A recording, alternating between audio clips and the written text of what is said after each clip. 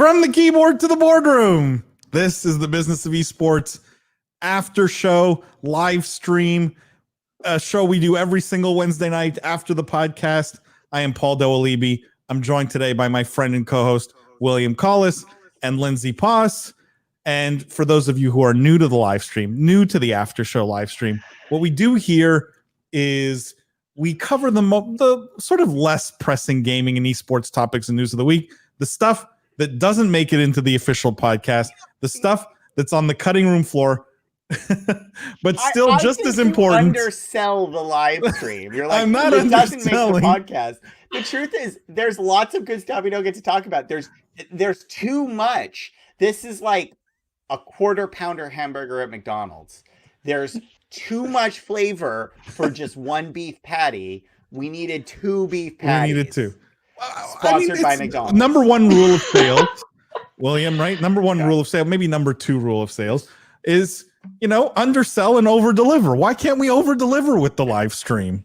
The issue, Paul, is I always over deliver, so I don't need to undersell. Okay, well, I rely on the undersell, all right, and so it's easy when it's like that's the Elon Musk approach. I mean, all credit to that guy. He's like, we're gonna do $1 billion, and then he does $1.2 billion, and he's like, yeah, it was a little disappointing. Like, I'm like, good for you, Xavier. Do you see the bonus this guy's in line to get? Oh, I know. $50 billion bonus. Did you see that his stock price just lost 20%? Wow, it's been like this roller coaster. I like know. Every day it's up or down 20%. Yeah. Welcome to Tesla stock. It's the Bitcoin of the Nasdaq. Oh, it's not on the Nasdaq. That's the problem. But or Fortune 500. But So let me at least finish my intro. We still look at all of it through a business and C-suite lens. We dissect, we analyze all the cool stuff happening in gaming and esports. So welcome to the live stream. This is we try and make it interactive, guys. We try and make it fun every week. Cam says, hey guys, hope last week went well. It always goes well, Cam, but we missed you. And Derek says, are things on fire around you guys? None of us are in California, so no. When I was in Wyoming last week, though, the haze was there. The smoky haze from the California and Colorado fires. It's very strange. No, I mean, but yeah, New York and DC are not as in much trouble. No, different kinds of fires here. Greg Carney says, "Woohoo, BOE!" Yes, I agree. This is my favorite, literally my favorite hour and a half of the whole week. The only thing I like more than this live stream is discovering who's going to be on the live stream, if we're going to get Lindsay as a guest or not. Like, it's always like rolling the dice. So like, did we make her schedule this week? So did Paul message me 3 minutes before? Ryan says, Professor and Prophet, love what y'all do. Thank you, Ryan. We love you for coming and showing up and really participating. You, Adam says, hey Paul, hey Adam. We got so much stuff to talk about this week. Like, it was such a heavy news week in general. There's like lots of topics. We did an hour and 20-minute podcast, and we still, I felt like, got to nothing. Like we touched only like 2 or 3 topics because we really dug into each one. But let me just give you a sneak peek at what we talked about on this week's podcast, which will come out tomorrow. First, we talked about I don't know why this page is not loading, about the Dallas Empire releasing their 3-time world champion Clayster literally like days after they just won the world championship.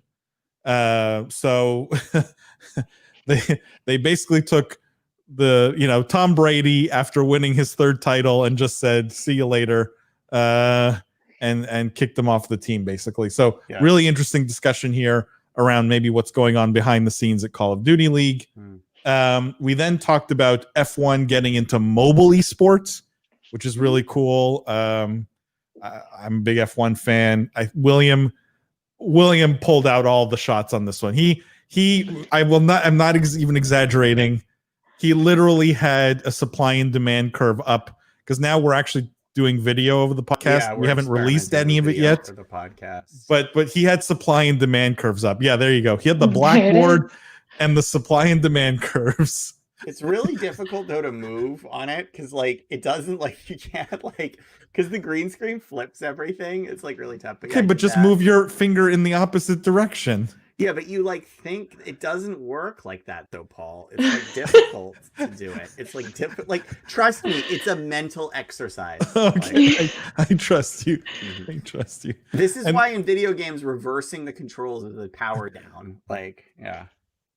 And then we talked about PUBG Corp taking control of PUBG Mobile publishing rights in India, and maybe that solves everything. But those are the three things we talked about on the podcast. Happy to talk about any of them if you guys want to dig into that. Otherwise, we've got a ton of other stuff to talk about. Cam says, really cool to see these LinkedIn users. BOE takeover. Yeah, finally we have LinkedIn Live support. Finally, we're live on LinkedIn, which is awesome. And get people to watch us there. Martin says, evening, good to see Lindsay back. Oh, Hi, you're just gonna inflate her ego, Martin, and then she's gonna hold out for more money. She lost the fancy background though. She used to have the fancy background. I know. That's right. The vintage golf clubs. You should have screenshotted it. And then you could have green screened it on like me. So it's the secret. But Martin, no more of this because her head's gonna get big. She's gonna get like that superstar, attitude. She's gonna ask for more money. And we negotiate my contract. That's it. We won't be able to afford it.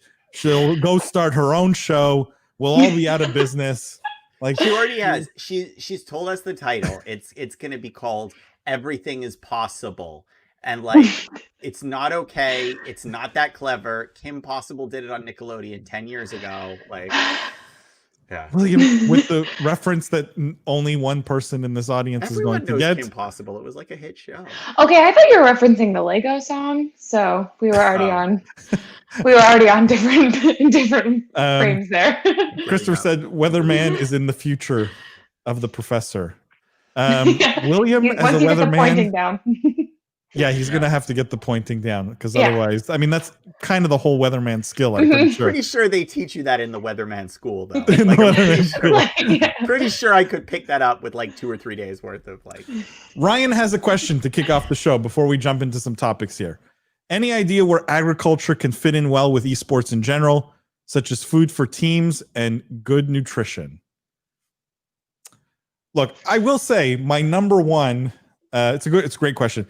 My number one, when I was streaming gaming more regularly, my number one performing stream of all time, still to this day, was the day I streamed Farming Simulator. Believe it or not, that was to this day still my largest audience. The answer is gamers don't need nutrition; they need to stream Farm Simulator. So that was not a good answer to your question. I don't know, William. I'm sure you have some thoughts on this, especially like on the tied to the collegiate side too. And yeah, well, I mean, look, I actually think there was actually an article about this recently in like a big publication. I want to say it was in the New York Times. It might have been in like a Bloomberg thing, but it was like a mainstream article about how pro teams are waking up to fitness and food as critical like ingredients of a pro diet. And I have to tell you, like, I read this article and I was like, I was like, is this news? Because the very first time I went to visit a pro gamer house, right? So like literally the very first time I'm showing up in a sketchy team house, which is a mansion, but it's totally destroyed because it's a bunch of like, first time there's a blackboard with gym schedules and like meal prep up on it. And I was like, why do you guys have that? And they're like, oh, because it helps us perform. And I was like, cool, it's just you guys, I guess, because that's not my usual. No, it's like absolutely every big team today, the norm in the industry for a long time. So if you care about like food and nutrition for teams, like there are jobs. Like literally, I was like, most of the Overwatch teams have a dietitian on staff. I think that's actually one of the requirements of the league or something to do with that. Either that or just a lot of them have it, which is now, I mean, many teams don't go that far. Like, for example, OXG, we don't necessarily do that for all the squads. But we definitely strongly encourage it as part of like the regimen of things you are supposed to do, right? Like if you want to win. And by the way, people are so desperate for an edge in this level. if you told them that, like, if they drew pencil and crayon on their shirt, like, they would have a 0.05% in performance improvement, people would be like covering themselves and like, so it's very like people are looking for it, and diet's an obvious one. And the weird thing is we don't always practice it ourselves. Like, I don't have the best diet. I know I should be better. I don't always have the best exercise. I know I should be better. But at the pro level, I think because there's only so much you can do around the game before you just can't play the game anymore in a day. These things fit in a lot more naturally because, you know, like there's other things you want to do to perform. So I think there's a lot of opportunity, but I think it's well known in the space. I think it's kind of a secret. Like, people don't expect it, but pretty much every major team does it today. Yeah, I don't think it's a secret at all. Like, all the big teams have chefs, nutritionists, you name it. It's all part of their program. Like, we had Jason Lake from Complexity on the podcast, talked about how they have this program for all their players around nutrition and things like that. When we talked to, when we had General Muth on the podcast, he spent a bunch of time talking about how in the Army, like, if you want to play esports for the Army, part of it is they demand that you be fit and eat well. Like, they take a very holistic approach to performance, which is all like entire body, that they believe that if you're fit and you're eating well, your reaction times are going to be better. Your performance in games is going to be better. So, and then not only that, but there's a ton of like research done into it. And there's an entire industry that has popped up around just like not supplements, but more like gamer supplements, wellness kind of stuff. That's my dream job right there, is gamer wellness. Gamer wellness. Yeah. William, it was the New York Times article because that was the very first one that I thought of. Paul, I did put it in the chat if you want to share it with listeners. And it followed a team in Denmark that basically brought in a dietitian and a personal trainer and a yoga coach and completely changed schedules and food and all of that to try to improve their players' performances. And this was written, I believe, over a year ago. Yeah. There was a recent one too, like this week, like people sent it to me, and I mean, I didn't think it was worth, but but it's great. And like, and I do think it's a space that is underdeveloped because this is yet to trickle down to the average consumer. Like, the average person playing League of Legends isn't going to be like, got my promotion match, better make sure I've had a whey protein shake. You know, like, but the reality is I actually don't think it will, though. I don't think it will in the same way. And the reason for that is fitness has not crept into our daily lives in general. And we have every incentive to be fit for all sorts of other reasons. I doubt an easier promotion mention league does it. But definitely at the pro levels, it's big. You know, it's big. Adam says, oh my gosh, William needs to do a weekly segment called To the Blackboard, where he analyzes a business move and does a 5-minute lesson why it's good or bad, and he draws it out on a blackboard. That's actually such a good idea, Adam. We'll put him in, like, you know, with the jacket with the patches, so he really looks like a professor, you know, with the elbow patches, the tweed, the tweed jacket. I have that jacket and it's gone missing. Like, I think my wife threw it out because she's like, you can't do this to yourself, it's not allowed. And I was like, oh, I will. It was green plaid. It has to be the olive green. Yeah, it has to. Orange arm patches. And it screamed, I just stumbled out of 1962 Oxford. Like, it was like... I love the idea. Adam says, where are you guys located? All over. I'm in New York. I'm in the Rhode DC Island. area. Yeah, Lindsay's in DC. Yeah. East Coast. Jonah says, great show as usual. Thank you, Jonah. Let's talk about what do you guys want to start with? Let's start with something a bit dense. Okay, let's start with something difficult here. Mobile esports company Skillz going public with DraftKings owners' 6th SPAC. This is from benzinga.com. And the article goes on to say Skillz, the first mobile esports platform, will go public via SPAC. In 2017, I didn't actually even know this. It was named the fastest growing company in America by Inc. magazine. The transaction value Skillz at $3.5 billion, which is 6.3 times estimated 2022 revenue, which is weird. I've never heard a multiple of revenue 2 years from now. That's a good trick. That seems extremely variable. Yeah. You can say anything for that. Yeah, right. That's exactly why I'm like, I didn't even know that was an option. I'm like filing that away in my because guys, if you can do 2022, why not 2023? Right. Okay, so Like, let's be clear. If we do the math, it's more like 12 and a half times or something their 2020 revenue, which was 225 million. And so, you know, it's built on this Skillz is like this mobile platform where people can play against each other and I think even bet against each other, like within those small mobile games, those very simple mobile games. I'm curious, William, what you think of this, other than some of the economics here. But they also, you know, they do a lot of comparisons to Zynga and things like that, and they have a way higher ARPU, which is average revenue per user. So they're citing lots of comparisons here where they're significantly better and trying to justify this valuation. Yeah. Well, I mean, a couple things, right? I think they actually have. First of all, I know a lot of people involved in this. Like, so Skillz was seeded by the same company that seeded Game, or one of the accomplice that seeded Gamer Sensei. Like, you know, I think they were a little bit earlier than us in the financing process, but like, I know a lot of people who, you know, stand to make a lot of money on this transaction, and I have to say they're very good people, and I know they worked exceptionally hard to build a business that was not easy to build. Because if you think, like, just imagine if I were going to come pitch you today on mobile esports, right? Like, I were going to come and I'm going to say we're going to make a fortune off of 55-year-old, you know, stay-at-home parents playing bowling games. Against each other. Against each other. You'd be like, I don't think that's a great business. And ironically, this may be one of the most valuable businesses that has been built in the gaming space in recent memory, right? So, you know, like, I think this is my understanding of this company is it's a very good fundamental company. It's essentially a platform business like an app store. So I think you'd love it, Paul, right? In terms of the unit economics on it.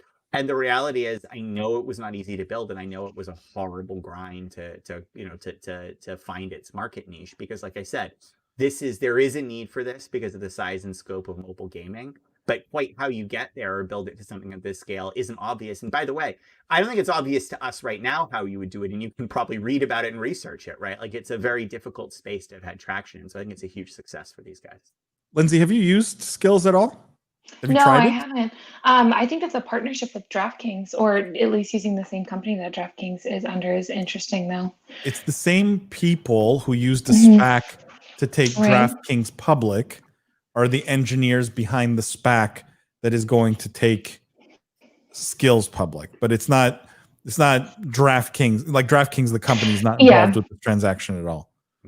Which makes sense. But I'm curious, like, why aren't you beating up 80-year-olds on bowling in Skillz, like, and taking their money? I feel like this is an easy source of income here. I'm not in mobile games for the income, Paul. I'm in it for the enjoyment. Lindsay, wait until you take $15 off of like a 45-year-old retirees. You're right. I can't wait for that moment.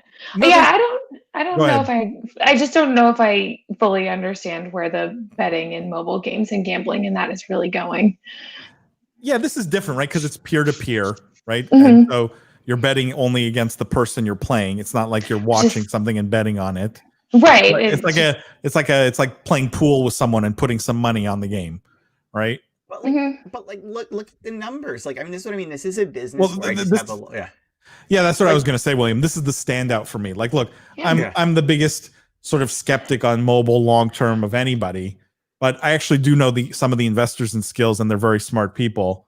And forget about kind of the weird way of framing your valuation as a multiple of your revenue 2 years from now. That, I think, was unnecessary. Genius. Yeah. They just don't want to say it's trading at 12x, so that's what it is. Yeah, right. But to me, this is unnecessary because there are some standout metrics here, like 62 minutes per day spent on Skillz, and the mobile gaming average is 17.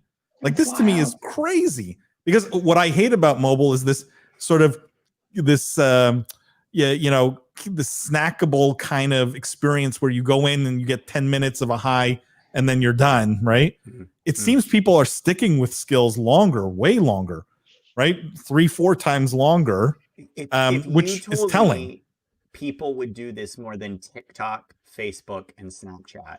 I'd be like, you know what? That's what I mean. This is one of those great businesses that gets built, and you have no jealousy. Like I have no, because like I would never think or know how to build this. Like this is just one of those crazy things that like works because some people have a vision. They have real, and by the way, they still don't really have many competitors because like I said, I don't think it's necessarily clear how you get these metrics out of Bowl U on, you know, the App Store, right? Like they've done a really magical job here, you know? Well, that's the second piece of it, right? Like this ARPU number, which is something that I don't think we spend enough time talking about, which is average revenue per user, like $7.72 in the second quarter of 2020 compared to Zynga and Glue, which are both under $2, like significantly under $2. Again, we're talking 3-4 times the amount of average revenue per user. They've clearly figured something out, how to get people playing longer and spending more money,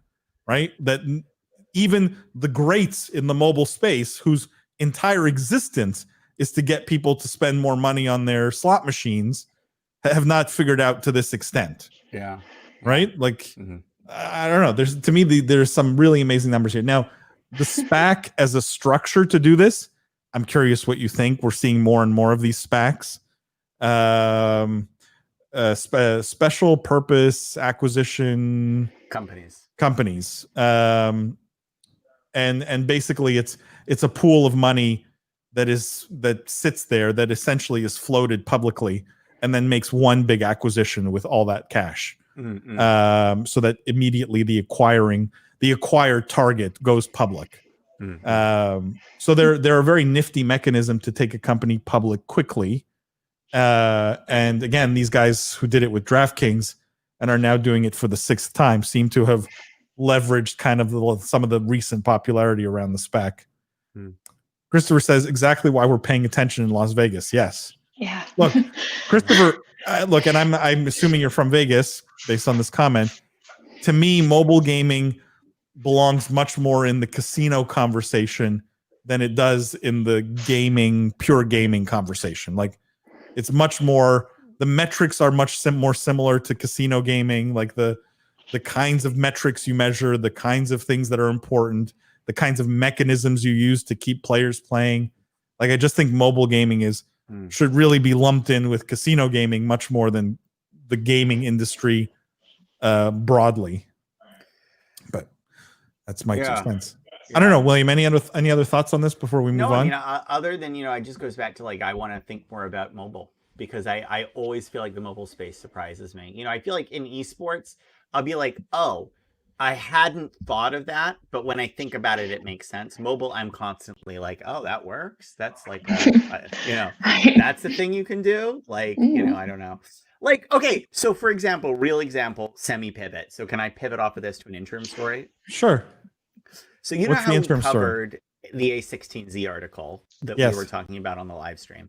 And you said you have to go and read it. So I did go and read it, Paul, and I've been messaging you all my thoughts about it. But another thing I did off of that A16Z article is they said, oh, this game Zombies Run, which is like a fitness app where you're chased by zombies, has like 1 million downloads in a week. And I was like, well, I am gonna I'm gonna try Zombies Run. Like I need to know what's happening here. So I installed Zombies Run. I did it. I don't understand how that gets 2 users. Like it's literally like these noises play. And then like every so often it's like they're getting closer and you hear a beeping like beep, beep, zombies 14. And like basically you run faster, but I don't really think it knows if you're going faster. It's like the mobile game space puzzles me so much. Like I'm like, I don't understand. I'm like, I think this is about getting people to run, and I think running's fun. Like, and I'm actually selling the app. We're just not the demographic either, William. It's what I mean. Like I struggle a little to understand what's happening, Yeah. Okay. Well, and even as someone who plays basic level mobile games, I could never imagine spending money on them. So that part is just totally over my head. But you've never been tempted? They've never lured you in sort of a little bit? Never even gotten close. That's weird. That's a big fail. Nice try, guys. Well, if that fails, here's, maybe this is what we're all missing, guys. And this is kind of a little bit more lighthearted. Razer has decided that what we're missing in our lives is chewing gum made for gamers. So this is an article from TheVerge.com. Razer's latest edible product is chewing gum made for gaming, available in cool mint, tropical punch, and pomegranate watermelon. It's called Respawn. I guess mental focus and reaction time are what they're pushing here. Listen to this. Razer says this gum was developed with an extensive amount of R&D. Hold on, William. No checking out just yet. 1 second. Part of which came from studying the daily regimens, gaming schedules, and snacking habits of casual and pro gamers. If you were turned off by the high amount of caffeine in the drink mix, you might like that the chewing gum's only source of caffeine is from the green tea extract within the recipe. Razer says it wanted to develop a product that can be consumed at any time of day or night to keep gamers focused, but not continuously affect them once the game was over. The gum is actually black, which is weird. I thought for sure it would be green, like Razer green, but I don't know. They say it won't turn your mouth black. That advertisement. Chew, focus, win. Yeah, chew, focus, win. Lindsay, are you totally sold on gamer gum? Oh, completely. I've actually been looking at gum, at the gum industry for the past couple of months now as something that Why? Because it totally tanked. The gum industry has been tanking. Seriously? Oh yeah, okay. So this has been a super interesting phenomenon that I've legitimately been researching. So this is a great time for an article on this. Okay. When phones started becoming more popular and more accessible, that's when gum purchases started really dropping because people had a different device to keep their attention. So when I think back to the early 2000s, before phones were, handheld popular availability for entertainment, almost every adult I knew carried chewing gum for their children or for themselves or for anybody to just as something to do, as a form of entertainment. And when phones became more popular, chewing gum just sort of dropped off. And then the other thing that happened was caffeinated chewing gum took a total nosedive. I think that at the time, chewing gum, people thought that would be kind of a solution to, okay, we're not a form of entertainment anymore, but maybe we can move into that whole coffee craze, or this can still be part of your daily routine kind of thing. Didn't work. So seeing this, I'm thinking, oh, they're taking caffeinated gum and trying to dress it up a little for a new market to see if that's what will stick.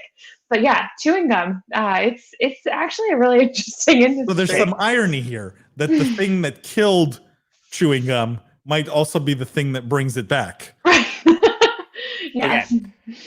Couple things. One is, you and I need to talk Upline Lindsay, because this is a great business school case. Like, legitimately. Ooh, okay. This is because one thing business schools really struggle. William just wants more excuses to write Harvard business cases so he can tell more people how much he went to Harvard. I just literally, Paul, it's either that or the face tattoo. And so many times I've gotten so close. I just have one break too many, and I'm like, I can see it. The big HBS on the neck, right around. Right here, Oh, that would be really good. And then my section is like the little letter here. Really committed at your next reunion. Yeah, that's right. And everyone's like, oh, he can't take that back. And I'm like, no, I don't want to. Don't want to. How many cases have you written? Yeah. There's a little tally mark right underneath HBS. Yep. They call me Post-it Malone.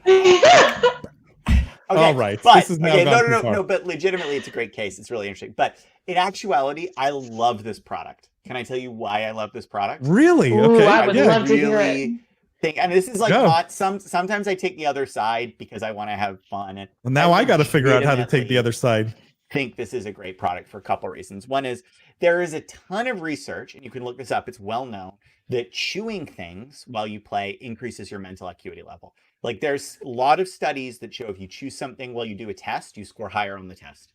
Like, this is very well known. This is why sometimes you'll have teachers in like public schools, or when standardized testing, like hand out Jolly Ranchers or things to their class. Like, I'm sure we've all had somebody who's done that in our education. It's because it correlates. It's not a huge performance improvement. It's like 1-2%, but like, that's a big deal. So one is there's a real performance implication to things. Two is gamers snack a ton because they want to put something in their mouths. And having a chewing gum that I can pop in as something sweet and quick, like, you know, and then get back into the game and I get that fix and it keeps me from like the giant mound of Cheetos literally lying over there, which is like, I actually don't eat Cheetos. Don't ask why there's a mound like in my office. But like, I think it's good. I think it's a fit. And also I think one thing Razer has done a nice job of is showing that applying gamer branding to different types of lifestyle categories translates into sales. And this is a logical thing to do. Like, I have a gamer identity. Does Stride Gum speak to me? No, right? But would I maybe carry this out? I mean, I like to show some gamer affiliation. And yeah, I'd certainly consider this. Now, I think they have some weird missteps in the product, like the marketing, the color, you know, all of those things feel odd to me. Like you said, like I thought there's like black, like this should be nice spearmint green, play it safe, whatever, like pomegranate flavors. I just want gamer gum with some stuff. But I really like this category. I expect it does well. I'm calling it now. I have a question for you, William. I just want to read some of these comments before they get old here. Akari says, congrats, guys. Furia Esports here. We are really fans of your podcast. Cheers from Brazil. We love you guys. Thank you so much for tuning in, and thank you so much for listening to the podcast. Martin says, I think the only mobile game I ever spent money on was Pokemon Go. Well, that's more money than Lindsay has spent, I guess, on mobile gaming. Derek says, is it caffeinated? Yes. I guess they have green tea extract. Cam says, gaming gum, finally. Yeah. And he says, that's incredible, as if mobile phones killed the gum industry. Here's my question for you, Professor. Mm-hmm. From a marketing standpoint, you're Razer. Yep. Your big brand is Razer. Mm-hmm. Right? Why is this not Razer Gum? Why Respawn? Couple reasons. Great question, Paul. Why do you segment your brand? Yes. Why is Swiffer the brand of broom made by what's the big holding company that does them? Clorox. I think Clorox owns Swiffer, or P&G, right? Or something like that. So. Yeah, P&G. Like, why do you segment the brand? The answer is you want to either apply different attributes to it, right? Or you want to avoid risk, right? And in this case, I think it's both. I think maybe they don't have total conviction that consumers will like this will do well. It's a totally new category for them, so they want to de-risk it. They don't want to have the halo damage on the Razer brand. But the other reason is I suspect that they hope that this gum is imbued with more attributes than just gaming. I suspect they hope it can be a competitor in the general gum category, that they want this carried at CVS and all these other things. And so that means potentially they're going to need to do other things with it in terms of marketing, branding, accessibility that maybe they wouldn't want on the Razer brand. And so they give it some heritage. And they have, look, I can tell as a marketer, they also named it with an R, so Respawn Razer. They have a lot of the same like logo and kerning on the letters. Like there's homages to it. Yeah, it's weird to me they didn't do it green. Like, again, I don't think they nailed it, but I think I have a conspiracy theory on why it's black, which I'll get to. Why? You guys want to know? It's a weird. It's an out there one. Yeah. Here, hold on. I'm gonna put the ad up very quickly. Yeah. I want you to think what it reminds you of. Look at the people not in the middle of the scene. Okay. Hold on. Oh, I can't. Okay. Okay, I can't pretend that I can see that. Two thoughts. Here and here. Anyone listening, watching? Yeah. What does it remind you of? This is really good. This is like class. I love this. This is actually one of the things I did today. No, it reminds me of vaping. It looks like they're vaping. Because it's black, it looks like a jewel, and it looks like they're vaping. Yes, Cam got it. Exactly, like a jewel. And I don't know if they're trying to play off that a bit. It makes it look cooler than it is, like than just holding up a stick of like pink Hubba Bubba, you know, like I think this is the look they're going for. Yeah, they might have done a brand study of like, you know, popular consumer products that fit in your pocket in this category to look at what fits, and jewels would be there. Yeah. I mean, it kind of makes me feel gross if that's why they made it black, but like cool, you know, cool. It's some clever subconscious marketing if that is the case. I mean, if it's that deep, I'll give these guys 5 stars. I mean, that's like, It worked on Martin. He says, "Be right back, off to buy gum." Someone has to save the industry. Well, Good for you, Martin. It is also true that it would be in your consideration set because it's a habituated purchase. Like there's a couple purchases that drive, and this is, by the way, funnily enough, similar story to the death of the gum industry in the US is the death of is the struggle that convenience stores have had in Japan, actually, because they used to be all about smoking and quick smoking trips. Then obviously smoking fell out of fashion, and so they've replaced it with coffee. So now, like, all the convenience stores in Japan do a really brisk, 100 yen coffee business. So I bet this is, what you want is these daily habituated micro purchases because they drive a lot of traffic that gets incremental sales, from So then when are they going to make a sunflower seed line? That's the next step, isn't it? Sunflower seeds. You can't be playing and have the shells of the sunflower seeds all over. If you can play baseball while you're doing it, you can do that. Because I used to have one cheek full of the seeds and one cheek full of the, but you just shells. spit them out in the field. Spit them out when you can. No, or I'm not going to spit them out on my floor. No, you just have dual cheek storage. You can keep the shells in your mouth pretty easily. You just move them to the other side. Okay, Jeez, Lindsay, you go. Every Twitch streamer is like, little chipmunks. Little chipmunks. Yeah. Although you could do it like seed with 2 3s, it would be pretty gamery. It would be like, We're gonna do this week. We're gonna do serious, lighthearted. So let's switch to something a bit serious, guys. And this we talked about 2 podcasts ago, maybe 3 podcasts ago. It's the ongoing saga between Epic and Apple, and it's getting, I would say, uglier or maybe more entertaining, or at least it's playing out the way I thought it would. So let me show you 3 articles. Let me just lay the groundwork. 3 articles. This one's from firstpost.com. The title was Epic Games wants to reinstate Fortnite app on the App Store. Its iOS players drop by 60%. The second is Apple doubles down in fight with Fortnite creator Epic Games, seeks damages for breach of contract. Apple said in the filing that Epic Games has earned over $600 million from its App Store. And then the third article, Epic Games CEO warns Apple's ban could be a death sentence for his company. What's the trend we're seeing here, guys, in these articles? And then actually, I was just showing you, there's an article that's come out subsequently saying that the ban could extend for up to a year. So basically, Apple's going to make an example of them. Like, it's not like even if they reverse course, like they're going to hold these guys up as, hey, don't try to lead a revolution against. So, which I love, right? I love it, right? Don't. Yeah. I don't. I mean, it's like Louis XIV winning and putting the heads of the revolutionaries on spikes, Don't come for my palace ever again. You really do have dictatorial tendencies. Yeah, he's like no, literally. Look, okay, come on, guys. Don't say I didn't call this. I said Epic would have the people in their corner in the beginning, but I said Apple is absolutely in the right here. This is pure greed on Epic's part. I'm just recapping what I had said, right? And it's starting to play out this way. And frankly, like, it's starting to feel like a bit of desperation on Epic's side. It feels a bit amateurish. Tim Sweeney's tweeting all the time.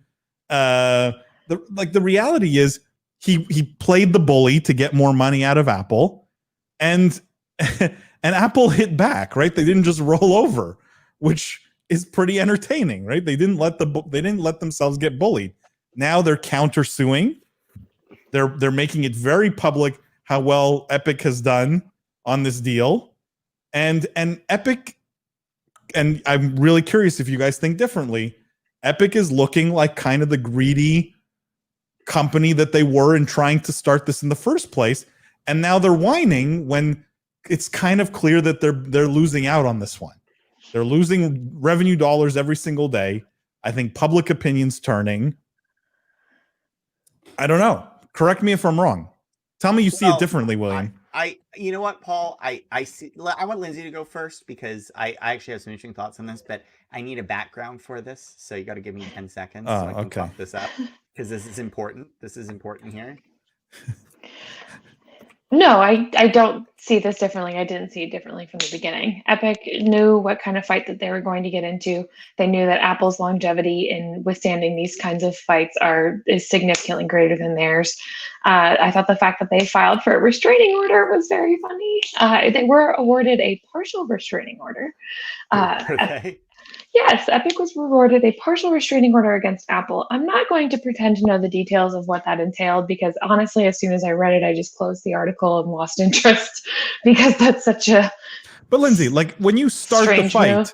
Right? Mm-hmm. If you start a fight in the playground, and the other kid hits back, right? You then don't complain that he's hitting you. No, not at all. I started agree. it, but like Tim Sweeney and Epic are now then they're trying to change the narrative to Apple's bullying us. Oh yeah, the restraining order was a clearly victim move by Epic. It was you're hurting us now. Now we can't make any money because of you. It's like no, you can't make any money because of your own actions. But okay, that's on you.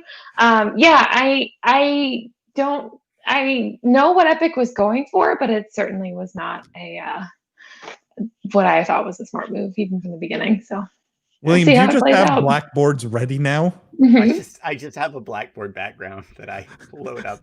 Okay, so please explain second order effects. Okay, ready? Because I actually think this is what's going on here, and this is cool. So. I see this a lot in businesses, which is because they think only from their perspective, they miscalculate their response on the other side. And what that is a lot of times you think what I'm going to do, and then you think the next level what the other guy's going to do, but you forget about the second order effects, which is if I do this and they do this, what are the other things that happen, right? And in this case, I suspect Fortnite's calculation went like this. I suspect and by the way, they must have been aware of the bigger picture in their background, but I suspect a lot of their strategic planning went like this. We have 20% of Apple phone users have Fortnite or some ridiculous number, right? We are paying them, $150 million every quarter, right? It's a huge blank check to them for nothing. They're not doing any game development or anything, right? They are damaged in the public opinion. Surely we can punch them now, right? They'll come to the table and it will be worth it for them to settle on 125 million. And for us, that'll add up fast, right? And the risk of this fight is not really the risk of this fight, right? I think that's what they thought is these guys are in a tough corner, time to renegotiate the contract, right? And I think what these guys missed, and again, they're aware of it at some level, but they're not really aware, is that this is Apple's entire business model at stake to some extent, right? The second order effect of cutting a better deal for Epic is A, everybody else is going to demand a better deal, right? And then B, other people, even people more powerful than Epic, like say Google, are going to demand better deals. So the door opens here to this precarious. The second order effect here is not, the first order effect is I have to give a little less, I get a little less money from Epic. That's an accept. The second order effect here is my entire app store is going to spiral out of control, right? So Apple has to fight here. And I think the thing Epic missed is because that second order effect is so large, they have to fight all the way.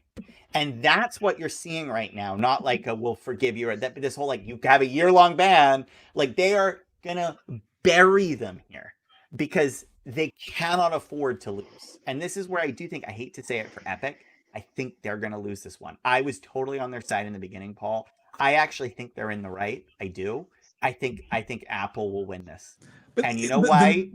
Why Apple wins, Paul? Why? Because monopolists always win until government. No, they're not a monopoly, but it's true that. But I knew Apple was going to win. Yeah, it's just numbers at the end of the day, too, right? Apple's $1 trillion company.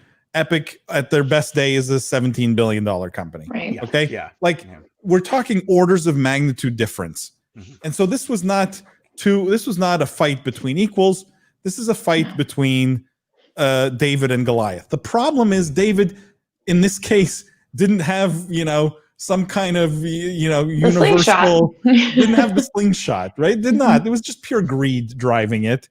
And the numbers were always going to be worse for Epic if this played out like in this scenario. What I'm really surprised, and I think it's to your point, William, they didn't expect this fierce of a comeback. Yeah. And the reality is, with this fierce of a comeback, the numbers are much more devastating for Epic than they are for Apple. Apple can lose $100 million a month in their couch. They're still going to sell 1 billion iPhones in October, right? Yeah. They're not going to sell fewer iPhones. Yeah, there's a hard lesson here too. This is another blackboard. Don't fight your distribution partners. A lot of businesses look at the distribution like not a hard job. Yeah, and there's a reason why. Don't fight your channel. Yeah, you don't fight channel. Channel, like they call it. Like there's all sorts of phrases for it. Channel. Don't do it. It almost never works. And yes, occasionally it works and you look like a genius. You look like a genius because you disrupt. You go DTC or whatever the buzzword is. Well, and I think that's what Tim Sweeney thought. I think the success of Fortnite went to his head. Epic Game Store. Right? And he's a billionaire and he's a genius now. And so, Apple, he can take them on. But here's the thing. This is why I love putting the head on the spike. This is why I love that they're going to make a whole show of this. Yes, Vlad. This is why I can never get on your bad side, or else like,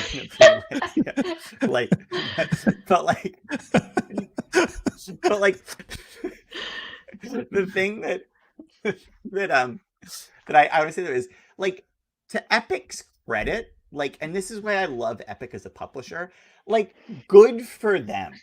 Like, what do we constantly say about all these publishers? Like, they don't take risks. They don't innovate business models. They don't they believed they took a big risk with a marquee property. But yes, bad business, William.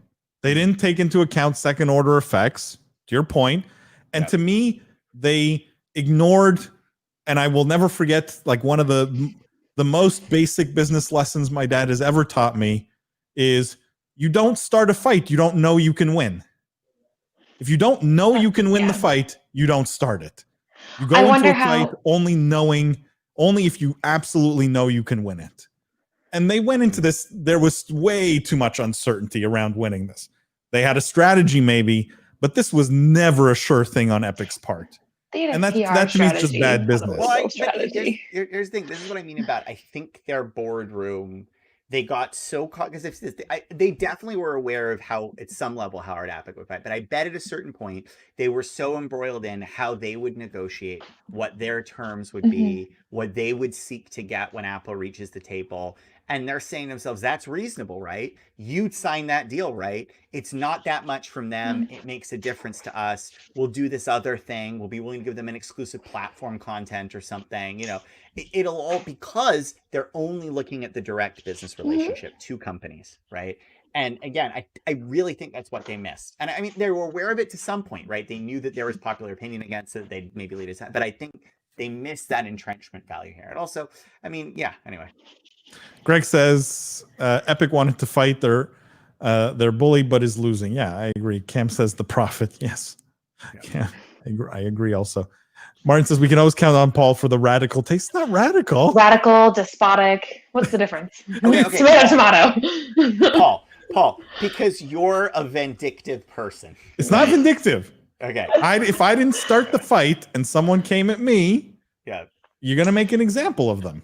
How much of their confidence do you think comes from the success of Epic Game Store and being able to take on Steam a little bit, and then saying, oh, well, if we can take on Steam, why can't we take on other platform distributors? Yeah, it's a good point. I think it's probably the combination, I think, of confidence builders that Epic has gone through over the last 2.5 years.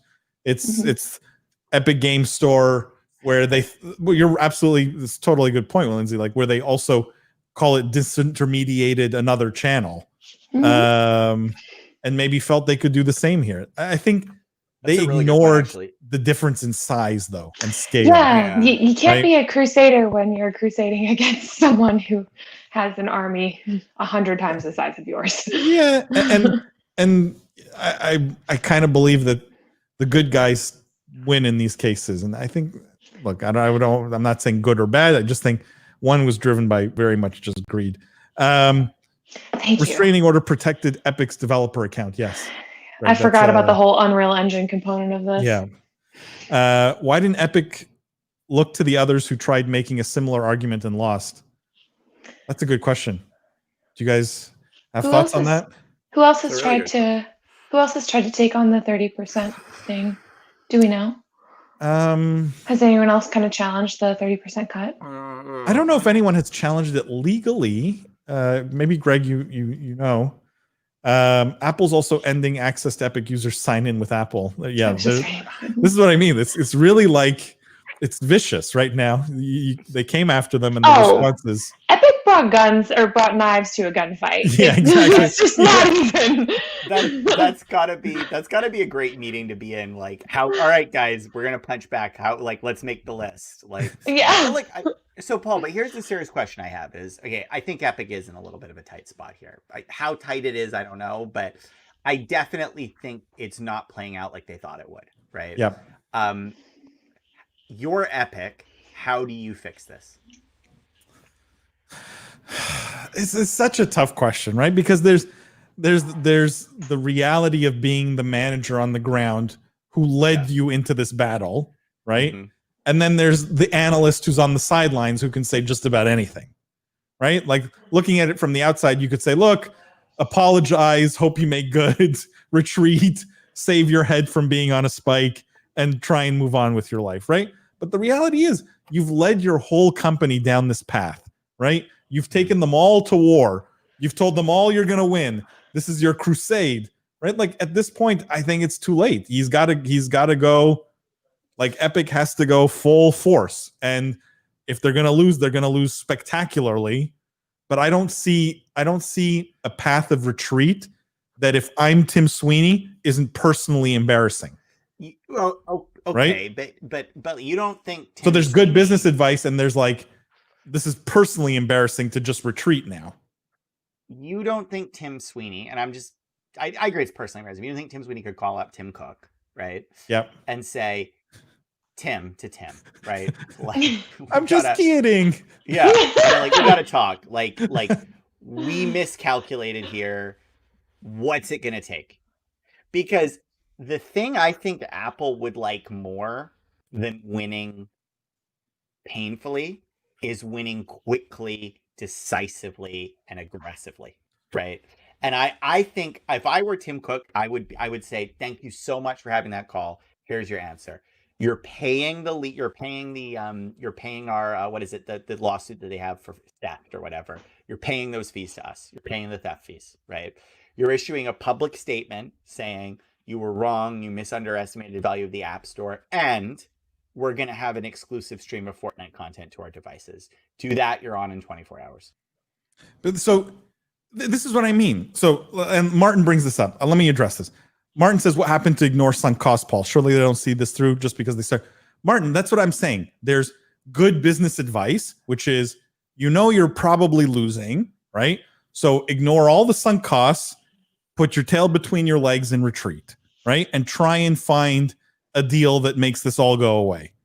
The reality is, though, and if you're telling me what would I do versus what I think will happen, I think you're dealing with a personality who has a very large ego. Tim Sweeney is not someone, I believe, who's just going to retreat like this. And if he does what you say he might do, William, which is go to Tim Cook, billionaire to billionaire, let's figure something out, right? Yeah. I don't think there's the same yacht model. But let's play it out. I'm Tim Cook, you're Tim Sweeney. I'm gonna go. Let's do it. No, I'm gonna go. Look, I've got you by the balls. I know I'm winning this thing. So what kind of deal would I offer you that is like, I would offer you the deal you mentioned.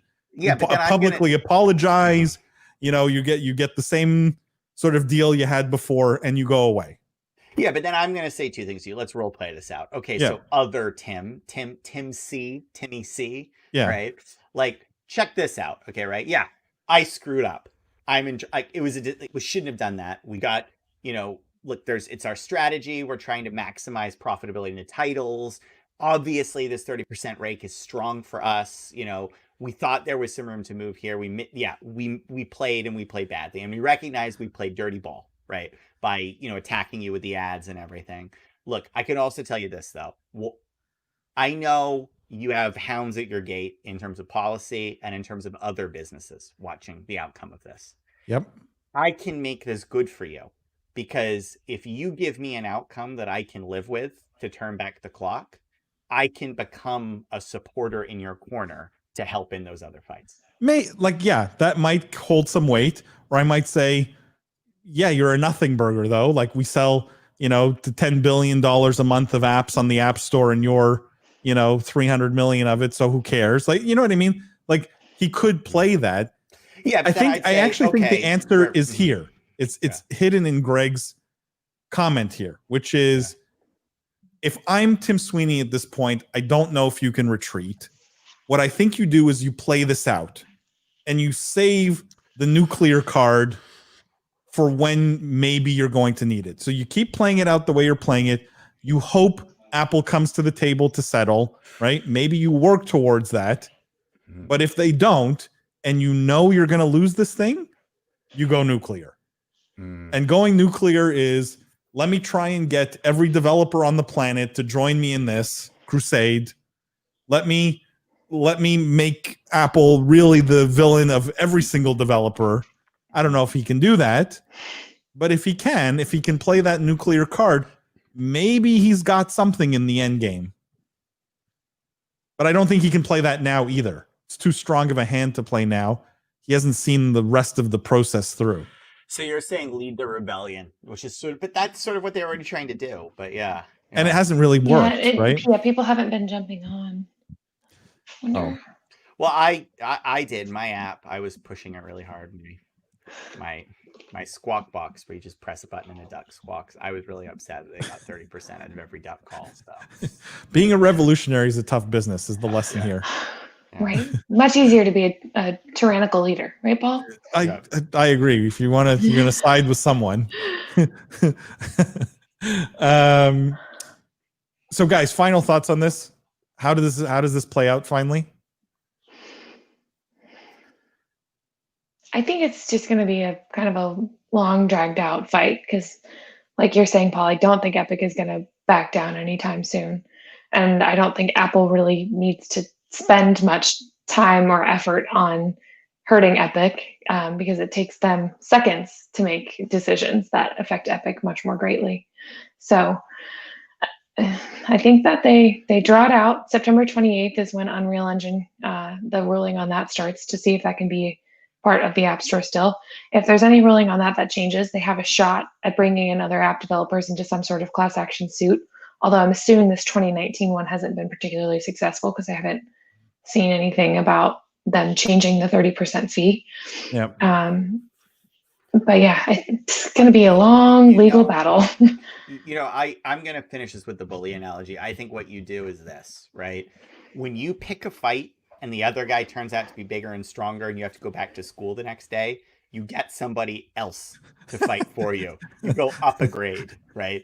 So I suspect what happens here. You bring your dad to class? You bring you're the third grader, you get the fifth grader to come, I suspect that might be what happened. My gut is Epic tries to bring a third party into this. I would have thought that would have happened though. They have the support of Microsoft. I mean, Microsoft came out and said, we like what Epic's doing. And it's not like Microsoft stepped in to say, oh, we're funding the lawsuit, though. Here's what happened. They just said, good job, guys. We're going to be over here. I'm with Lindsay on this. This is a long slog, and we end up right back where we started. Mm-hmm. There's a few heads on pikes. All of them have spent too much money on lawyers. And, I don't think anything really changes. That's the reality. I don't think anything moves, unfortunately, but it is going to be a long slog. Let's move on, guys. I promised serious and then not so serious. This one's kind of fun. How many users move on during the slog? I definitely think, Cam, this accelerates the decline that Fortnite was seeing anyways. Fortnite was not doing this and it was not doing this. It was probably doing this, a very gentle downward slope. And I think we may see an acceleration of that downward slope. But, the reality is if it came back on iOS, people are going to play it again. I don't think they will ever have the player numbers that they had at their peak. Those days are gone. You guys disagree at all, or? No, I'm concerned about this for them. I think this might have done real damage to their business model because network effects are the single most important driving factor for these games, and they really hurt that. Yep. Maybe if they had tried this at their peak 2 years ago, we'd be saying much different things. But tough. They could have lost even bigger, though, right? Yeah. Yeah. Absolutely. Yeah. I don't know. Tough one. Let's get new topic. New topic. This one, Esports Insider, who covers only the hard news. Yikes. Anbox unveils activation for NYXL and United Airlines. So Anbox Overwatch League team, the New York Excelsior, will roll out 8 unique jerseys as part of the United. This just is marketing genius, rolls off the tongue. United X NYXL Historic Journey Jersey Collection. Whew, that's just so clean. So just marketing. Each of the jersey in the collection has been created by upcycling materials from previous editions of the New York Excelsior jersey over the past 3 seasons of the Overwatch League. Let me just translate for you guys. That means jerseys they didn't sell, they've cut up to make this jersey.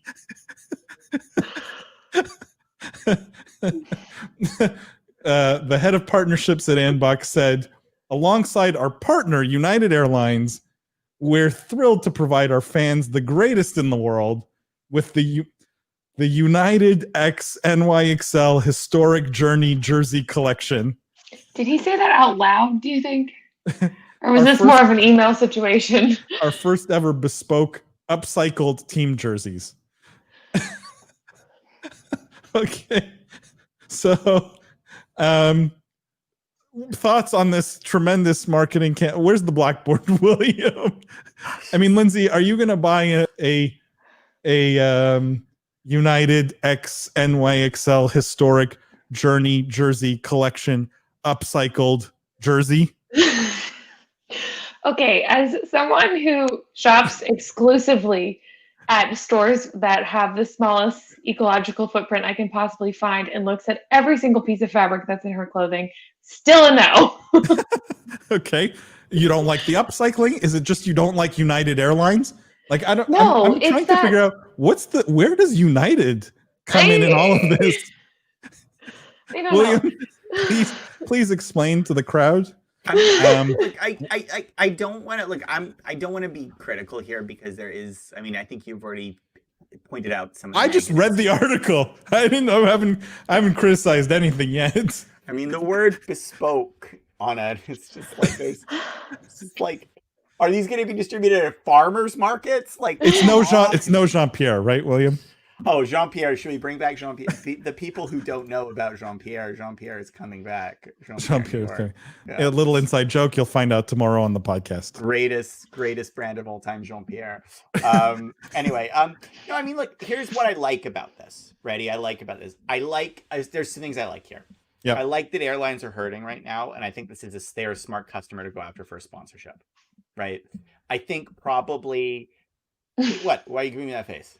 You're telling me if your sales guy, right, at Oxygen says, look, we're going to go out and get sponsors, William, for the team, right?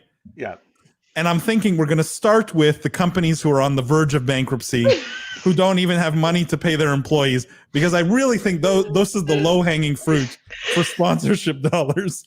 It's also funny if you imagine it the other way of you're a CEO of a failing airline and you're like, you know what saves us? You know what saves us? Jerseys in the Overwatch League. Yeah. Upcycled but are they bespoke? Because that's the critical point of light. Can you say what your strategy? Yeah. So no, like a couple things I like, and I'm going to be serious here. I do like United's customer because I think they were probably a pretty easy sale to land, right? To be honest with you. That's what I like about it. I think it was probably a pretty easy sale. And to be fair, they are a blue chip brand, and esports wants more of those associations. So am I happy in general they're announcing collaboration with United? Yes, I think good choice.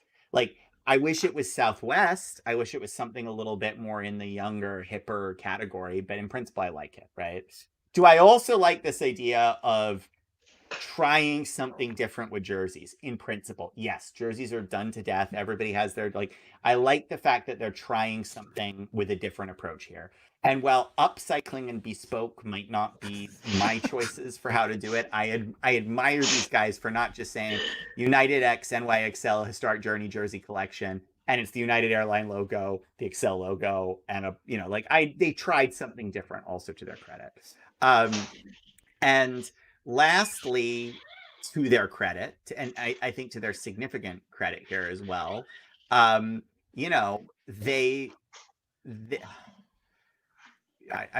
out of things to give them credit for.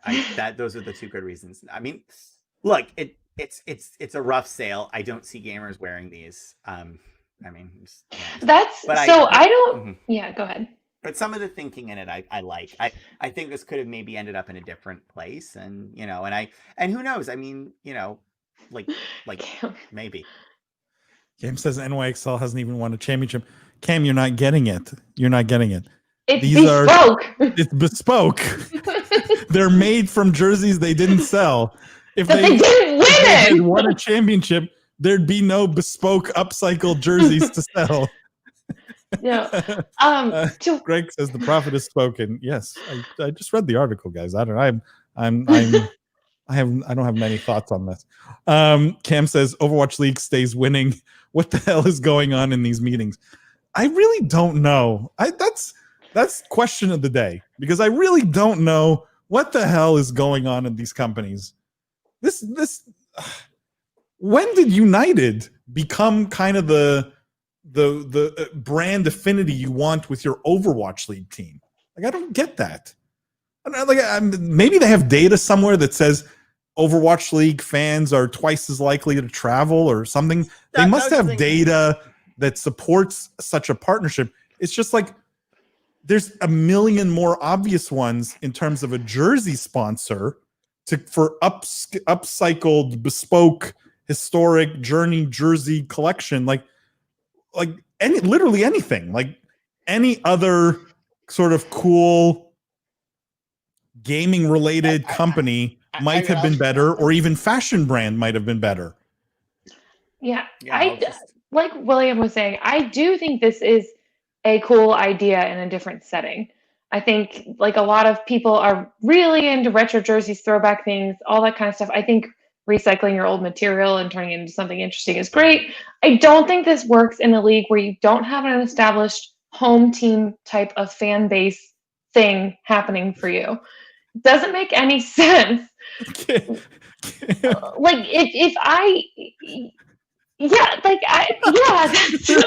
Quite possibly this is just the best question of all time now. That's the problem. If you're struggling to sell jerseys that you need to make upcycled bespoke jerseys, why is the solution to sell more jerseys? Because if you read further, they're giving these away. If you keep reading further, I think they're selling them. No, yeah, they're definitely selling them, but they'll have a chance to win them. Oh, well, maybe that's but look, I mean, guys, like, you can criticize all you want, but as a team owner and operator, I will tell you, good for these guys landing a sponsorship with United Airlines. That's the truth. You can armchair quarterback. Where's United on this? Well, leave that aside, but like, you can armchair quarterback this all you want and be like, well, that's not the right partner, or like, that wouldn't be my collection, or like that market. At the end of the day, got United Airlines sponsorship. That is a very good thing for a business that needs sponsorships to be successful. And I guarantee you, United didn't do it for $3 and a cup of coffee, So like taking that aside, the good is like, good for these guys landing a big partner. I agree but I would say there's even more genius in this, that you're selling your junk and you're just changing it up a bit and getting people to want to buy your junk that they didn't want to buy before. That to me is the biggest genius of it all. I mean, you got to give them credit there. If this actually sells, that's genius. Yeah, true. Well, that's yeah. True, yeah. Inventory repurposement. Gabe says, I like the idea of a Franken jersey if it was from maybe FaZe, but from a marketing perspective, this was not the smartest. I don't know if NYXL and United can carry that kind of concept, but anyways, let's move on. I think we've made fun of these guys enough. I still think it's a cool idea if it was a different thing. You know, I'm curious who in our chat would buy one. Like if it was the price of a normal jersey, or maybe a little bit more, right? Because it's the historic collection. Journey historic. It's bespoke. Jean-Pierre would. Jean-Pierre would be there. Yeah, if we put a Jean-Pierre logo on it, then. Dude, I'm starting. You're not telling me. I'm starting Jean-Pierre Esport. Just because you pronounced esports with a French accent does not make it any cooler. It's gonna be cute over it, Esport. Let's talk about ESPN. Hang on, what's this? Martin says, no chance I'd buy that. Why not the entire Overwatch League? You know what? They should throw all of their jerseys that didn't sell into a pile, and then they'd be really bespoke. They'd be really unique, you know? I just wonder about all the little scraps that didn't make it into a jersey. There's just like this pile of these smashed up jerseys somewhere that's getting burned. Kind of sad. Ryan says not my thing, really. Yeah, I'd upcycle it. You'd upcycle it. Let's talk about ESPN in a bit of hot water here. ESPN is accused of copying Ovi May's esports show. Others chime in. This is from dailyesports.gg. And so former esports and gaming interviewer Ovi May has made public her displeasure over ESPN's new esports show, Wake Up Worlds. She and others have pointed out that the show is an exact copy of her video series called Good Morning Esports. Besides using identical design characteristics, ESPN may also host esport players and teams similar to Ovi's morning show. So this is hers. Good Morning Esports, and ESPN launched Wake Up Worlds. And although they say her show is a parody of ABC's Good Morning America, many people think ESPN blatantly ripped it off. And a lot of people came to her defense and even sort of joked about it. What do you guys think of imitation on the journalism side of this industry? Because there seems to be a lot of it.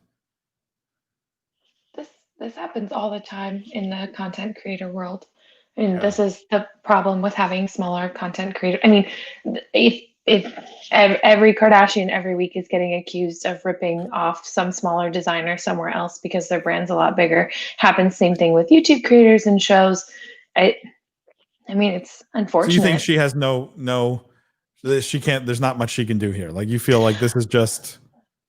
No, honestly, the best way to go about it is mounting a social media campaign. And given that a lot of people have come to her support, that's kind of the number one thing that drives a bigger brand to actually stop doing that, is when they get yelled at by enough people.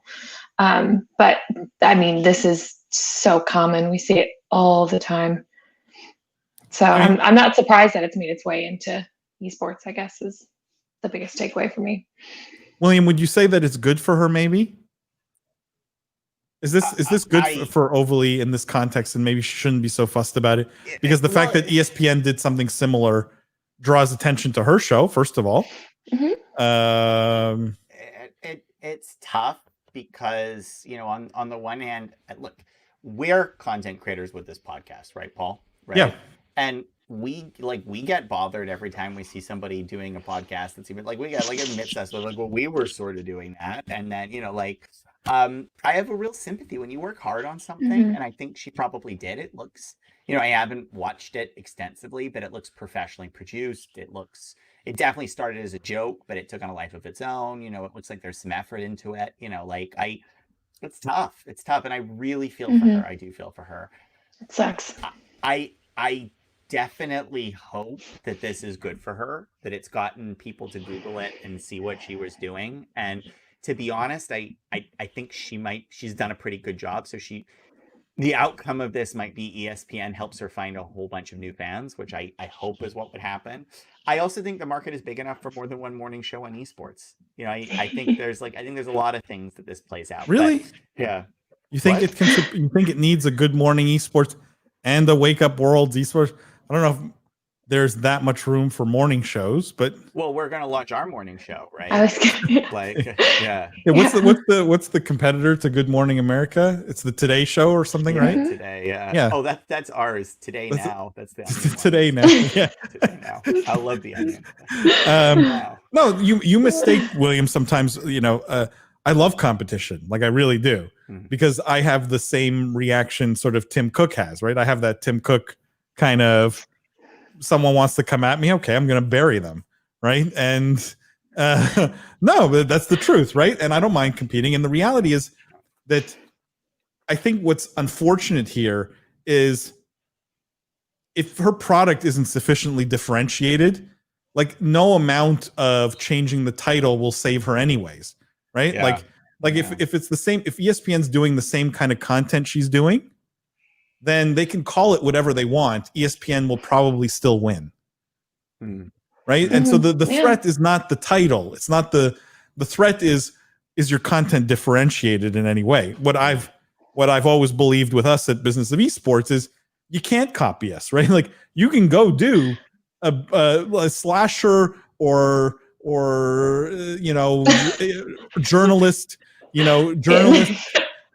journalist XYZ at Esports Insider can go do a podcast, and more power to them. Do they have my 2 decades of building companies? Have they made millions of dollars for investors around the world? Like, have they had success in business and can talk about it and draw from experience? No. So like they can go do 25 podcasts. They'll never be competitive. They can't copy me, right? They can't copy us. They don't know what William knows. They don't know what, like they're just, if you're sufficiently differentiated, no amount of copying the skin can ever be a threat. So I think like, I didn't really like this sort of, what bothered me about this article is she played a bit the victim here, when in reality, I would take this as, okay, a positive. I got some attention. Now, how do I make sure my content is sufficiently differentiated? And how do I go bury ESPN? Yeah. Like I would love to see entrepreneurs and content creators go on the attack like that. Not so much, oh, they're copying me. Like that's just going to happen. That's the reality. We'll see. We'll see. It's tough because I'm on her side, but at the same time, I agree. You can't copyright the idea of a morning show. Have to say. But that was a sad one. That wasn't a fun one. Martin says, "Wow, one show looks like another. As long as the content is different, isn't that the core of it?" Yes.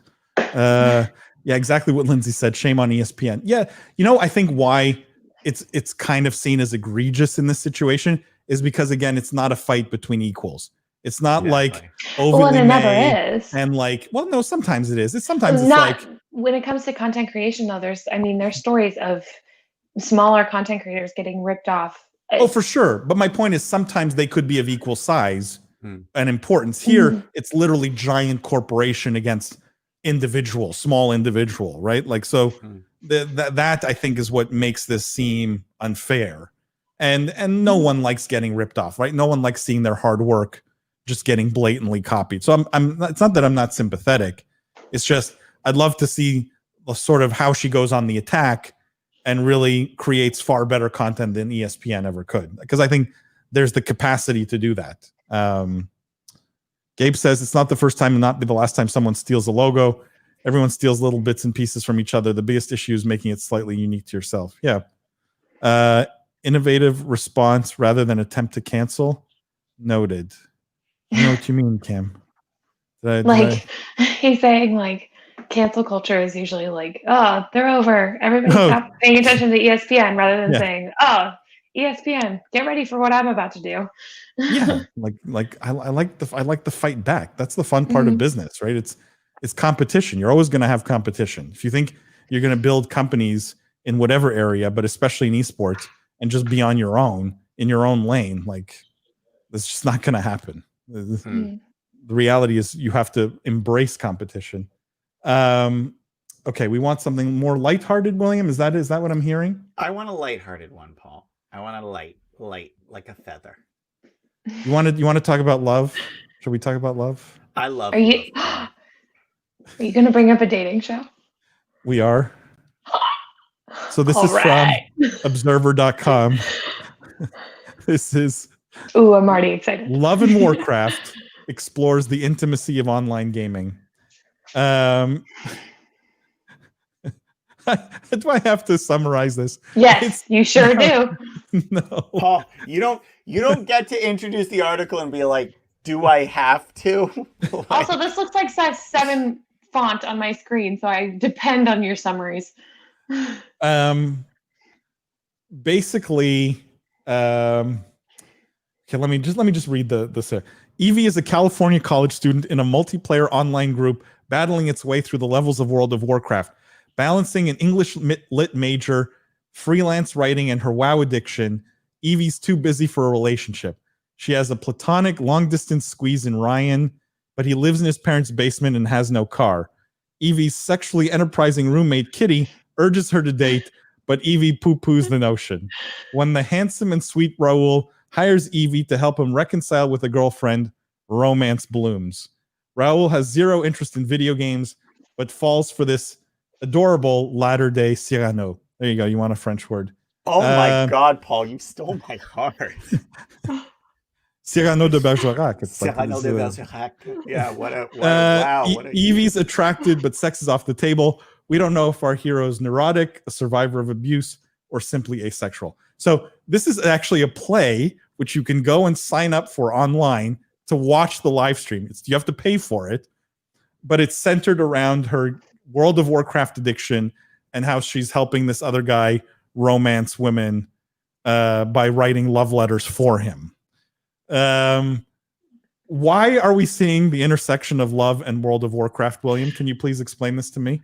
Because actually a ton of people fall in love during World of Warcraft and a ton more get divorced. Like the game at its height was responsible for like the 5th of all divorces in the UK, I think was the number I quoted in my book. It was crazy. Now that's a little bit of an exploitive number. I think it's games where a 5th of all divorces, like spouse playing too many games. But anyway, so partly it's like, look, we all know somebody who has a story about their friend or maybe even themselves met a significant other, if not a spouse, through WoW, right? I mean, literally, like you form power. So it's a good topic. It's a fruitful topic. And sometimes, and I hate to say it, sometimes the name is just so good it carries the day. And Love and Warcraft is a great name. It's a great name. So can I just say that there was like a bit of a missed opportunity here, though? Why? What is it? Because I feel like they could have made this really immersive, where you have to get into World of Warcraft, interact with Evie, right? And that's my dating show idea. Stop giving it away. But almost like play out the story in the first person, if that makes sense. Yeah. Instead of just watching a live stream of actors done sort of very, I don't know. Let's talk about that one offline. Talk about that offline. I got some stuff for you. Lindsay, Lindsay, you like this? Would you watch this? Would you pay $15 for this? No. It's almost there. No, it's not a hit. No, not yet. But I like the direction that it's going. I think it's interesting. But I'm not terribly convinced by their storytelling quite yet. Okay. Particularly when they said she falls in love with someone who's not in World of Warcraft. So you're falling in love outside of the game, but you're using the game in your title. So I don't really know. It's her obsession with the game that makes her disconnected from her own love life. And so she sort of lives it through these love letters that she's writing for this other guy, right? But that's all offline out of the game. Would have been a lot more interested if her obsession with the game is what improved her love life. I agree. This is why I think the missed opportunity. Okay, let's talk about, hang on, let's move on here. I'm going to do like one last, and then we're going to wrap this up here, guys. So here's the options, flash story. We can talk about Tencent opening cafes in China, esports cafes in China.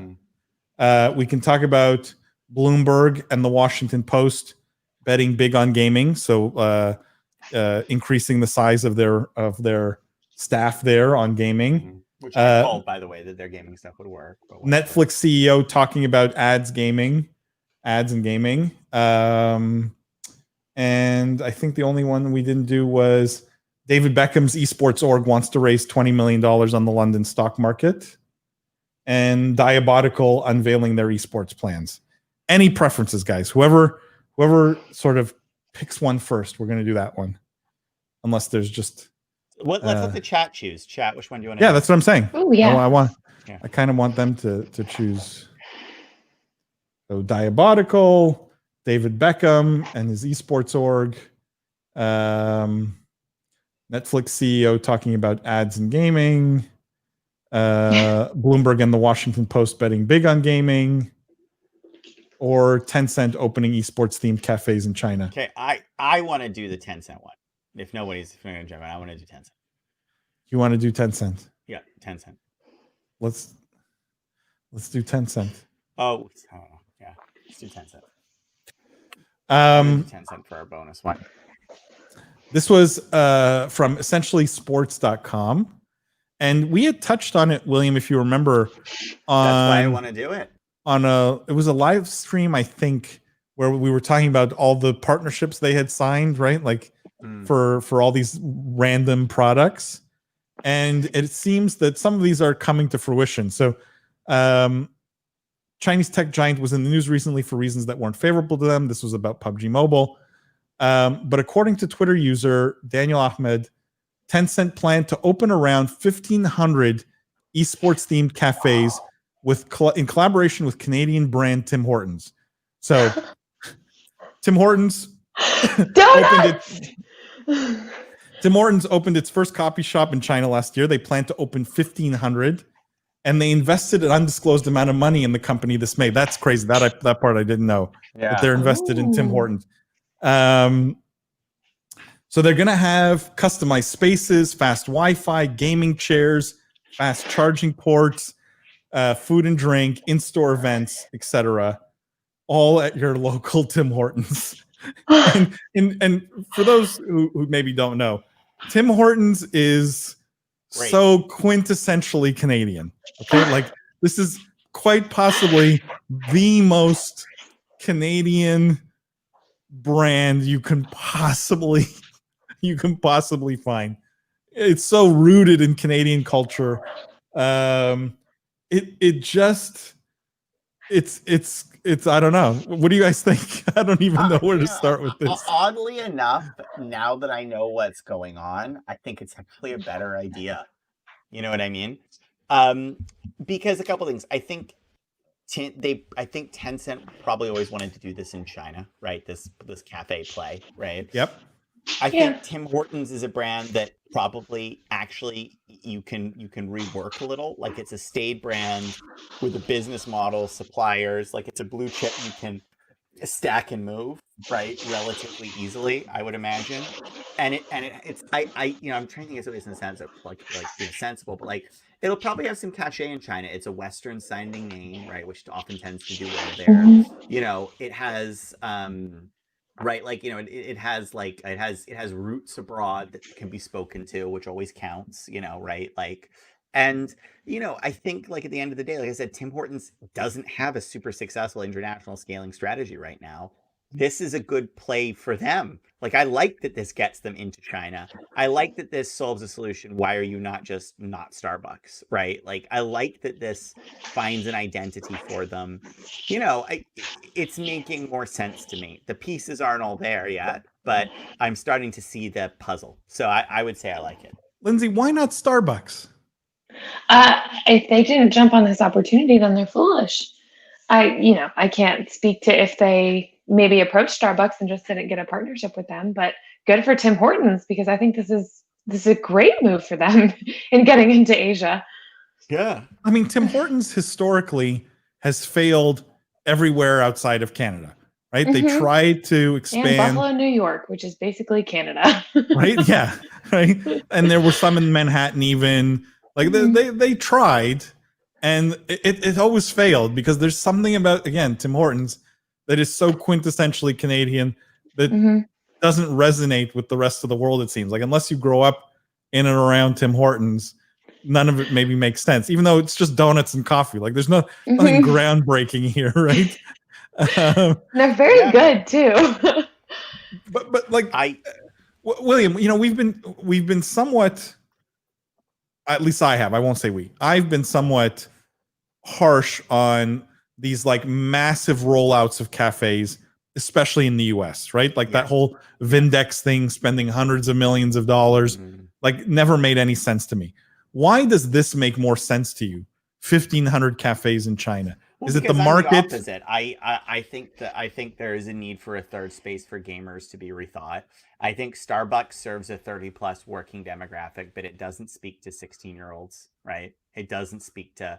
I think that China in particular probably has a large young population that's looking for something like this with a gamer affiliation. I think Tencent probably had a choice to launch a whole cloth new brand or see if there was something they could license in. And I like the licensing in strategy, given that this brand has cachet, because it will. You can give it some cachet if it's handled correctly. Like, I just, I had this experience going to Tully's. Does anyone know Tully's, the cafe chain Tully's? No, but let's be clear. Like in Canada, Tim Hortons doesn't have cachet. Like Tim Hortons from Canadians is the everyman's coffee. It's not. But that's the point I'm making. But when you take these Western brands to Asia, they go upscale. Go to a Tully's coffee. I'm thinking of my time in Japan, and I'm assuming that works. Tully's coffee, Denny's, like all of these brands automatically bump one category up. Like they are nicer, fancier, right?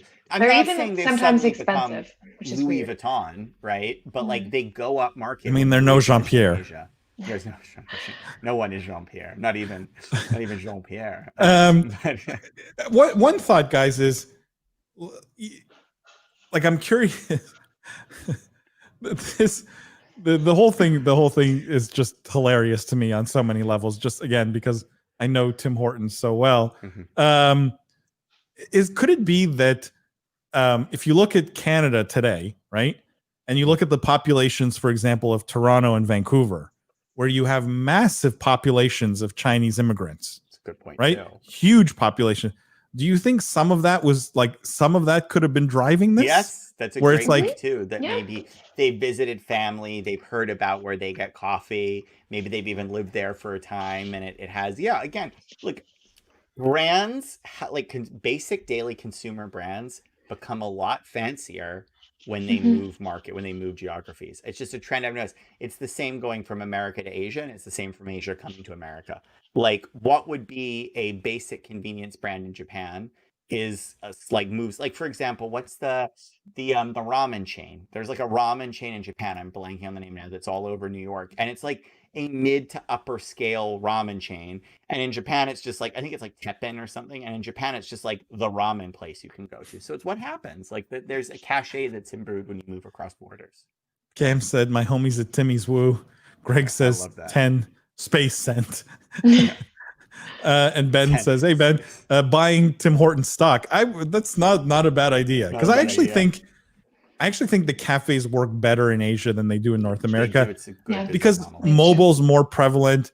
The idea of having a good PC is just not as widespread.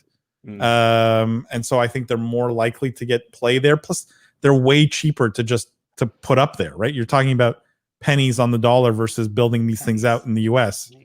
And if you have Tim Hortons like coffee and food revenue supporting it, it's not a bad deal at all, right? Like there's probably pretty low risk on these build outs. Yeah, I would think. Cam says they're selling miniature hockey sticks as a promo right now. NHL pushing into China too. Yeah, there is a huge Chinese population in Toronto and Vancouver. I wouldn't be surprised if that's a part of this. I hadn't even thought about part of it. Yeah. Even Taco Bell jumped up market when it came here to Australia. Oh, really? Whoa. Is Taco Bell even Taco Bell? Taco Bell is the king of fast food, okay? Martin. No. Okay, nachos El Grande. Like, I see where it is. You and my sister, she's like the Taco Bell fanatic in the family. She's like, I just ate it like last week. You think Taco Bell's on the same level as a Chipotle in the US? No, that's fast casual. Taco Bell is the king of fast food. Oh, okay. Ooh, minor nuanced category definition. Yeah, very important distinction, Paul. That's right. The king of fast casual is Wagamama. One of the requirements to be Canadian is liking Timmy's. Yes, it is. And you have to order your double and your Timbits. Double is Animal House, I thought, or whatever it is. Like I can't. Taco Bell is so bad in Canada. Oh, Yeah, no. I don't think it's that well known there. Guys, let's unless there's any other questions on stuff we talked about today, or we missed anything, or you wanted us to talk about anything, I'm gonna get to our last segment here. Everyone's favorite segment. And it is, what are we playing this week? We need music. Something. Where's the live band? We'll get an intro piece for this. I'm gonna get an intro piece for this, but yeah. What are we playing this week? What are you playing this week? William, I know you had something because you talked about it on the podcast. Oh, what did I say I was playing? I can't remember. I said, Come on. Oh, Spellbreak. Yeah, Spellbreak. Super psyched. Love Spellbreak. Check it out. It's a great game. Proletariat did an awesome job. Tons of fun. You're a wizard. You fly around. It's a very unenthusiastic chef's kiss. Wait, what? That was like... You gotta get that. You can't... I don't know how you do it. Whatever. Lindsay, what were you playing this week? I was mostly playing catch up on my email, but I did a little bit of Fall Guys as well, as usual. But yeah, a week in the woods with no cell service meant a lot of things to do when I got back. Oh yeah, that's right. You were out in the middle of nowhere, so you really couldn't play anything. Nope. Did you play mobile games while you were out in the middle of nowhere? Sure did. Like, what did you play on mobile? Require an internet connection. I play an extremely dumb game called Bricks Breaker Quest, where I break all the little bricks in a level, and then I move up a level. Is that the old BlackBerry game there, where it's just similar, Pong, but you break? I can't be on this live stream anymore. I'm sorry. I told you it was tough. It's like my thinking time though. It's when I'm really I need to move my hands. I should try sunflower seeds. Martin's playing Age of Empires 2 DE and Pokemon Platinum. Ooh. Martin, you're stuck in late 1990s. And there's no problem with that. Yeah. Although Age of Empires, great series. Greg, thank you so much. We always have fun. What was I playing this week? What did I play this week? It was always like, I really never get to play much these weeks. And I always feel like I have to, so I can talk about it. I will say, not playing. Today I watched the Call of Duty new multiplayer reveal. So I watched a bunch of the influencers and streamers playing the new Call of Duty. Mm-hmm. I have never seen a game, even by Call of Duty standards, it is so similar to last year's game. I could not tell the difference. If they didn't have the title, in their Twitch stream, I really would not have known which version of Call of Duty they were playing, last year's or this year's. So I was kind of looking forward to that, but actually I did play some Diabolical this week. Okay. Because I was a big arena shooter guy, right? Quake guy. Yeah. And ironically, one of the stories we didn't get to is Diabolical has bigger esports plan than Apex Legends does. Which they're an arena shooter. Oh. Well, come on, but it's like no name little studio compared to EA. Gabe saying I'm playing Among Us and Deceit. Everyone's playing Among Us. Like the amount of Among Us, I think on the weekend they said they hit 1.5 million concurrent players on Among Us. Cam said started playing Warframe last week. Some Apex and Ghost Recon are in rotation. Warframe just got bought too, I believe. Warframe's done so well, right, William? Did they not just get acquired? I need to check, but I think they did do something. Yeah. Madden is is it a new Madden, Greg? Because I think isn't there a new one out now? They just released one. Yeah. And Cam says COD really needs to start releasing games every 2 to 3 years instead. I've lost interest. I don't know. Or go to a Fortnite model, free to play, just release new content. Yep. Pull it out, MLT. Everyone knows that's the way to go. Wake up. That's the better business model. Take the plunge. I mean, every so often you have to do kind of a reskin, right? Like upgrade the engine in the back, but it's called Seasons, Paul. Season 2. And if you're Call of Duty, you do years, and you can go 1985, 2025, 1776. You can play around with it. You'll figure it out. I agree. I didn't always used to agree with that, William, but it's gotten so stale that I don't know what else they can do at this point. You cannot develop a AAA game in 12 months anymore. It's just not possible. Well, they do it in 2 years, right? They actually do take 2 years because it's 3 studios, right? Cycled studio model. It's still, because the problem is you have to port everything over from the prior. Like it's still not it's a partial solution, but at the end of the day, you can't have all 3 developers go off in crazy places. In some sense, it's more limiting because they all have to stick to the base formula, the base engine. And I've heard what happens is the developer that's launching needs help every year, and they get the other guys to pitch in. Oh, really? You know what I mean? Yeah. They're like, so the other guys have to stop what they're doing. Yeah, can you go do this level? We kind of really need this. Like, I don't know if that's true or not, but I've heard like it's not like they go away and don't talk. Like, they're talking all the time. They're developing in parallel. They're making engine. And in fact, it actually is a problem because it's bleeding talent from the future teams. Because, yeah, can you imagine being the 3-year out team? Like, you're just sitting there with your, it kind of makes sense. But yeah. Mm-hmm. Martin says, absolutely make COD like Fortnite 1 definitive edition that you update for 10 years. Yeah, 21. Guys, on that note, thank you so much for staying till the end. Thank you so much for tuning into the live stream. Thank you for listening to the podcast. If you do listen to it, please tell your friends about the live stream. Please force people to watch it. Tie them to their chairs. Wheel this in front of them. Make them watch it from beginning to end. Do whatever you have to do to get more eyeballs on this because we love doing this and we're going to continue to do this. And we really appreciate everyone being here. If you do listen to the podcast, please leave those 5-star ratings and reviews. And as always, go buy William's book, The Book of Esports.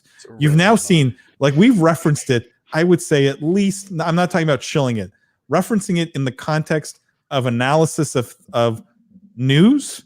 I would say we've referenced it at least 25 or 30 times now to great effect. We've referenced it enough that there's a background for it. Deployed and useful in real life, yes. And with that, on that note, guys, thank you, Lindsay, thank you, William, as always, and we will see everybody next week, same time, 8:30 next week. See you then.